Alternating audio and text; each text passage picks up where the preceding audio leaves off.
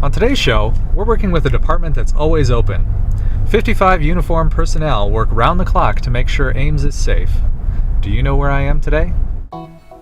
I'm Brian Phillips. On most days, I work in an office for the Ames City Manager.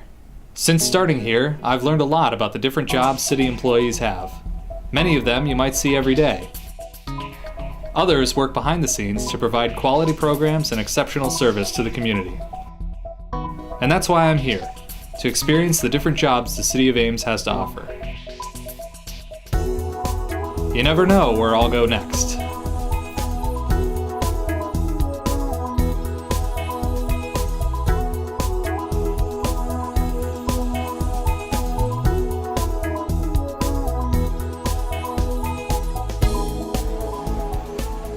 The Ames Fire Department is comprised of 3 stations covering a response area of 24.7 square miles. In 2014, the department responded to over 4,000 emergency calls. Today, we're going to see one part of how they plan in advance to fight fires and keep Ames safe. Hey Commander, how are you doing? Good, how are you today? I'm great. So tell me a little bit about your role with the fire department. Well, I am a shift commander, which means I am in charge of the entire shift of firefighters. For us, that means 3 different fire stations with 5 or 6 firefighters apiece. Okay. And part of what you do is obviously firefighting. What are some of your other roles and duties?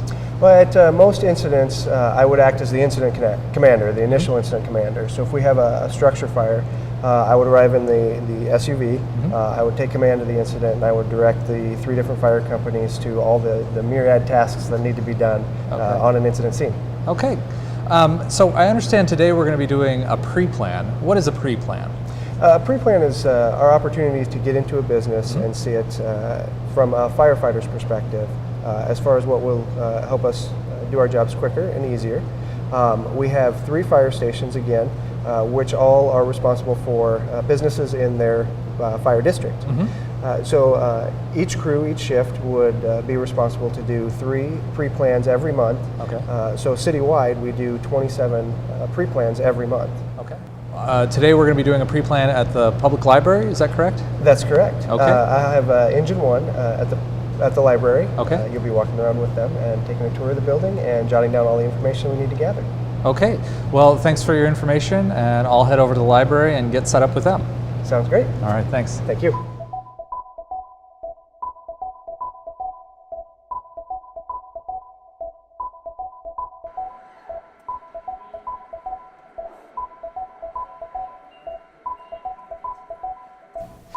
Hi, Lieutenant. Hello, how are you today? I'm doing all right. Thanks for having me here. So I understand we're going to be doing a pre-plan today. Can you tell me a little bit about what a pre-plan is? Well, a pre-plan was set up by the Ames Fire Department to get us into buildings and businesses throughout the town, so firefighters could get familiar with things such as emergency exits, sprinkler systems, hydrants in the area, and then when we respond to that incident or to that building, we'll have a better idea of how we can mitigate that emergency.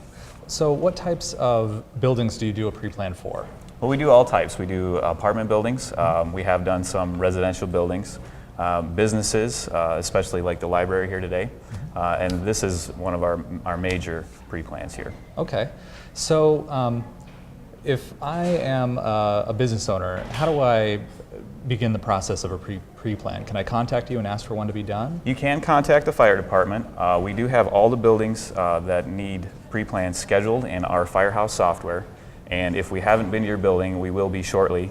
And anything we have been to was scheduled out for the next 7 years. So if we've been there a couple years ago, we may be back shortly. Okay. You can also contact the fire department at 239-5109 and talk to the commander or the lieutenant on duty, and we can schedule a pre-plan for you. So once you have a pre-plan in the system, what exactly do you do with it? So as you're responding to a call, how are you using that information? We enter it into our Firehouse software, which is accessible in our mobile data terminals in every rig. So from the command car to the engines to the rescues. And the police also have access to that.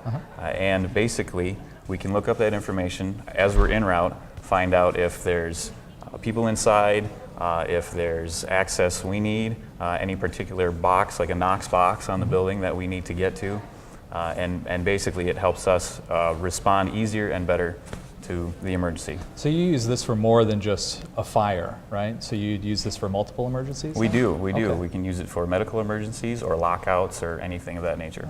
So you mentioned a Knox box. Can you tell me what that is? Sure. A Knox box is a secure box that is mounted on the outside of the building, and that box has one single key that the fire department has. That key, we can gain access to it, and you would put your building or business keys in there. Then after hours or in case of emergency, we have a way to access the main doors and usually an alarm room or sprinkler room, and we don't have to wake you up at 2 in the morning to get you to the building to check out to see if there's an alarm or a fire or an emergency. Okay, well that's very helpful. So give me an idea of what we're going to be taking a look at today. Okay, well we have a pre-planned sheet here, and basically it has some just general information about the building itself. We always get emergency contact information.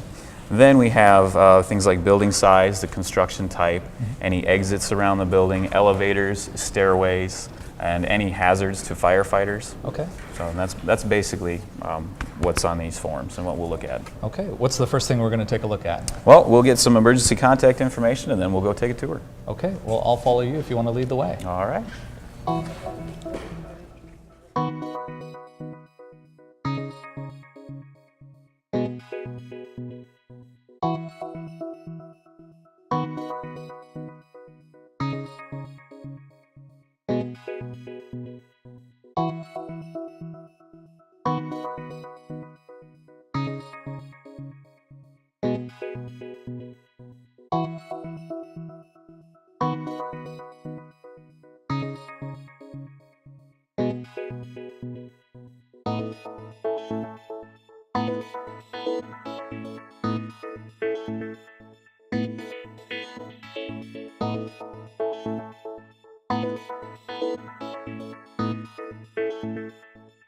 Okay, so we've walked the building and you had me write down some things. What are some of the things that are most important to take a look at?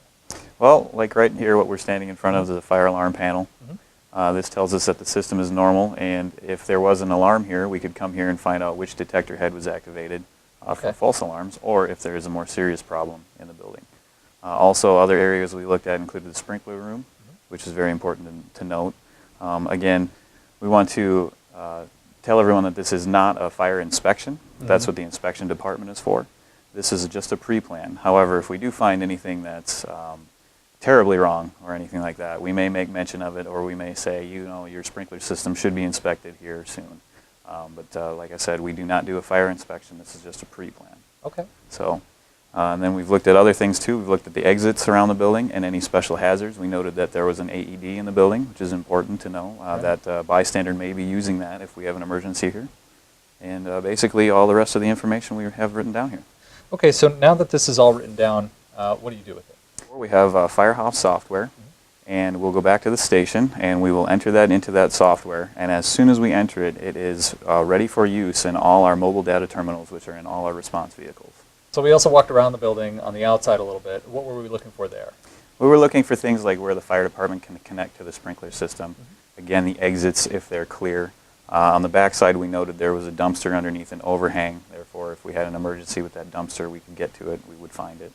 We also looked at access just to the building in general, and good points for firefighter entry, egress, things like that. Oh, all right, well, thank you for showing me how this works. I'll hand this back to you to enter in, and we can head back to the fire station. You're very welcome. Let's get this panel closed and we'll go. Okay.